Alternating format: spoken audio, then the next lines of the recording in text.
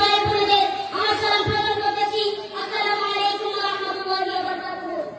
আজকে আমার বক্তব্য হবে জুলাই গণঅভ্যুত্থান নিয়ে। জুলাই গণঅভ্যুত্থান প্রতিবাদ আগুনে জন্মানো এক ইতিহাস। বাংলাদেশের ইতিহাসে জুলাই গণঅভ্যুত্থান কোনো সাধারণ ঘটনা নয়। এটি ছিল বুকের রক্ত দিয়ে এক জাগরণের নাম। যখন অন্যায় মাথা তুলে দাঁড়িয়েছিল, যখন মানুষের কণ্ঠ রুদ্ধ করার চেষ্টা চলছিল, তখন এই সাধারণ মানুষ রুখে দাঁড়িয়েছিল সাধারণ সাহসে। রাজপথে নেমে এসেছিল ছাত্র, ছাত্রী, শ্রমিক, কৃষক, আমি কোনো অস্ত্র নয়, শুধু ছিল রক্তপ্রত্যয় আর শুধু ছিল মুক্তির স্বপ্ন। সেই জুলাইয়ের দিনগুলো তোমার রক্তে বেঁচেছিল, মানুষের সমাজে বাতাস স্থায়ী হয়ে উঠেছিল।